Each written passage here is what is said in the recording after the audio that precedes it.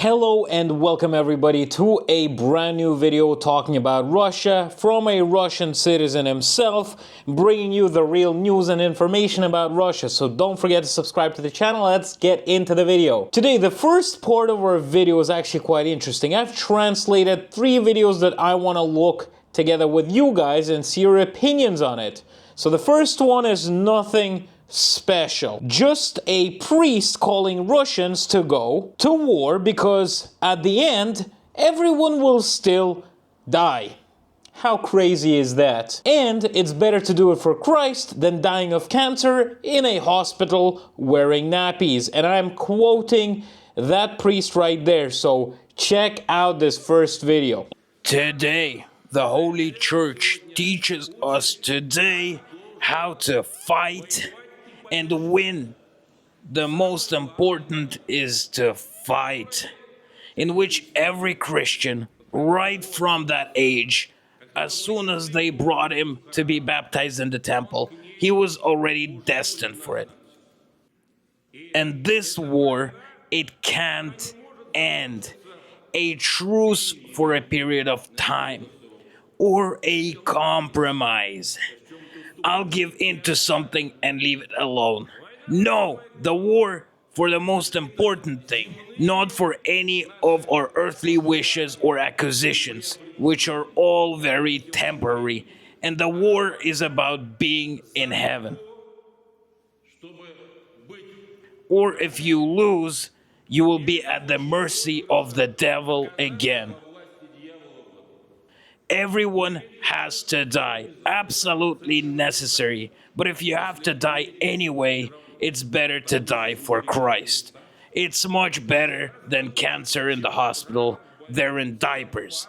It is much better to die for Christ. And that's why this shield, that's right, he will repel the arrows of the evil ones and take the helmet of salvation. I know, guys, this is just absolutely crazy that right now they're using the church to brainwash people. And this is crazy because this is just unbelievable what they can do. You know, calling themselves Christians and asking people who believe, right? The people who believe, they're asking them to go and fight. This is just, I don't even know what to say.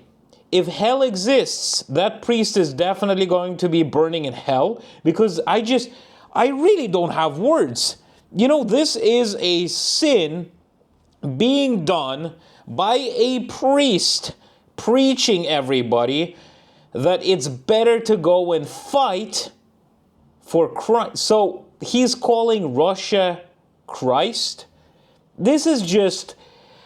Really, you know, I thought that I was prepared for this video, but I am not, because this is just something that you don't see every day, and this is something crazy. Using religion to fight in a war, I think I have seen it somewhere, and it didn't really turn out well for those people. Oh, God forgive me that my country is actually using Christ's names in a war. Unbelievable. Oh, I can't believe that my country is not made for living. Let's get to the second topic of today's video. According to the last year's data, Russia ranks 8th in the world oil reserves. But the inhabitants of this country, which has countless resources, live in slums. What do you guys think of this? It's hard to go up the stairs. The stairs are in holes.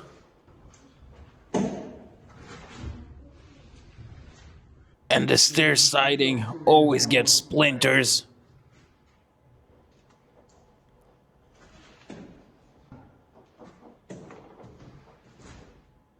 That's how I walk every day, even a few times a day.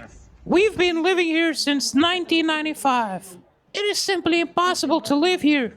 In the spring, the poop floats in the entrance area. There are mice, rats all around. All these two-tailed centipedes. Everything is crawling here. It's terribly creepy to live here. We don't have hot water, only cold. There are no conditions. There's no bathroom. So that's how we live. We're all waiting with our noses. They promise, and they all deceive us. Restrained pipes, unrepairable. The plaster is crumbling. A toilet bowl will fall on your head in any case, any day. It's very scary. So all of those Western YouTubers that go to Russia and create videos on how amazing life in Russia is, and that everybody who says something different are agents of the CIA or something like that for the so-called Western propaganda. What can you say about this? This is the reality of what's going on in Russia right now. And instead of investing the oil's money into roads, hospitals, buildings, they're funding the war with it. If they actually spend the money not being corrupt and taking it inside of their pockets, houses like this would not be existent. Ambulances that take 3 hours to reach a village would take around 5 to 10 minutes to reach them. It is just unbelievable what corruption does, and what happens when you have incompetent people in charge of your country. Can you imagine this? 8th largest oil reserve. It's crazy the amount of money that goes into Russia from exporting.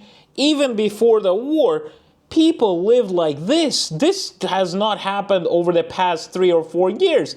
This has been all their life. Those buildings were probably built in the 50s and have completely decapitated.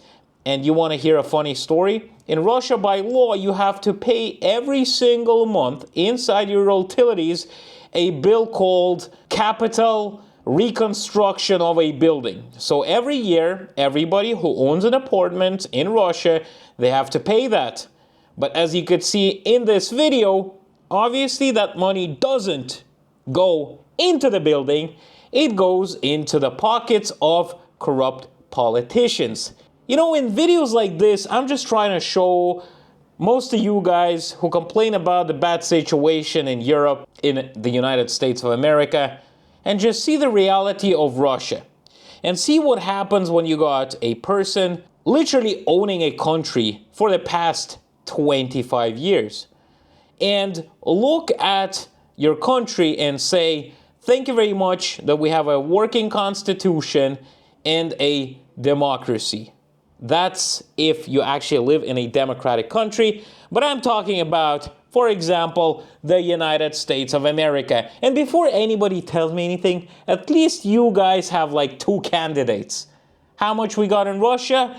Only one and only. And you know his name. We can't call out his name, just like in Harry Potter, because he might come after you, and he gets more power out of it. Let's get to the next story. In 2021, Putin ordered that gas has to be supplied to households free of charge by 2023. Today, if my calendar is right, is 2024. Let's be fair, they did provide free gas to a lot of households, but why do people still have to heat up their houses with coal and wood since they got the free gas? Because they gotta pay $5,000 to actually connect the gas pipe that stands outside of their house and actually connect it with the pipes inside of their houses, because the houses they live in have not been built in consideration that there would be gas, so they don't have radiators, boiler rooms, or anything like that. Let's check out another video that I have translated for all of you guys, so you won't have any illusions coming to Russia. If you are one of those people who are considering to come with the new decree that Putin has signed, saying, oh, foreigners, if you're against democracy, liberalism, and whatever the heck else you guys have, come over here. But first, check this out. But you got gas right in front of your house. Well, it needs to be carried out. We need these pipes. We need to bring everything. 500,000 rubles must be paid for this. Do you understand? Buy pipe yourself, buy a battery, and buy something else. It turns out 500. So when are you gonna bring the gas in? Never. Maybe when I die. Maybe someone will let you down. I'm already 75 years old. Well, where will I get them? Has the gas been connected yet? Yes, the gas has been connected, but we haven't connected it to our house. When will you connect it to your house? Oh, I don't know. It's a little expensive. With documents, with batteries, it's probably 500,000 rubles. Do you have that much money? No? Will you have that amount of money in the next 5 years? But yeah, we will try. And what will you do for the 5 years? Coal, firewood. We should have had all of this for free because we live in this kind of state. We live in a rich state. We have all the people's resources here in Russia. Here you have gas running near your house. Where do we get that amount of money? Where can we raise that kind of money? No, where can I get them? They're not lying around anywhere. We're all retired now. You live like in the 19th century. Yes, let's say that it is. We don't have 21st century. We still have the 19th. When will the 21st century come? We don't know. We don't know. We hope for the best, but it's getting worse all the time. We have one well for most of the village, and I think we have one. Few people have wells here. We asked to repair the well for us, but the administration does not find any money, no desire, nothing at all. That's how they respond to us. If you need it, then repair it yourself. For those billions of petrol dollars that have flowed into Russia over the last 20 years, it would be possible to rebuild the whole country. I cannot believe this, guys. Can you imagine people in Russia paying taxes and living in slums? Russia could have been completely built, amazingly, that all the roads are perfect, everything is perfect, but no. They want to have war instead and capture other territories, instead of investing the money inside of their country. And what happens after this? Obviously, you guys have heard of the drone attacks on Moscow. I think there was around 128 drones that flew into Moscow. And guys, it's crazy. You gotta remember that I have family still in Moscow and I am afraid for them. I've talked to them. They said, don't worry about this, Ivan. We'll be fine. But you gotta understand that instead of fixing his own country, he decides to attack another country, destroy it, and then rebuild it again for the Russian speakers that were under danger of supposedly the Ukrainian government. But I've always had this theory since the start of the war. Instead of spending all the millions, gazillions, and billions of dollars into buying weapons and killing innocent people in Ukraine, and the soldiers on both sides dying, the civilians, instead of that, he could have literally, Russia is a very, very big country.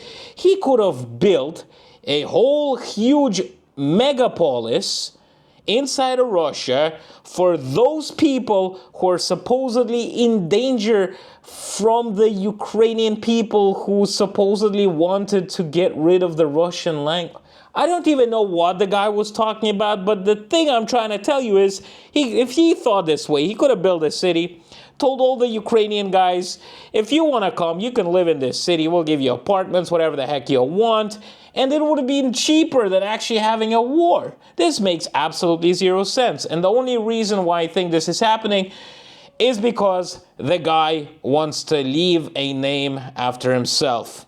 And that name, I don't think, is gonna be the best. Thank you very much for watching this video, everybody. I hope you enjoyed it. I hope it was very informative. I just thought I should bring you out the truth of what is actually truly going on inside of Russia. See you guys later. Thanks for watching.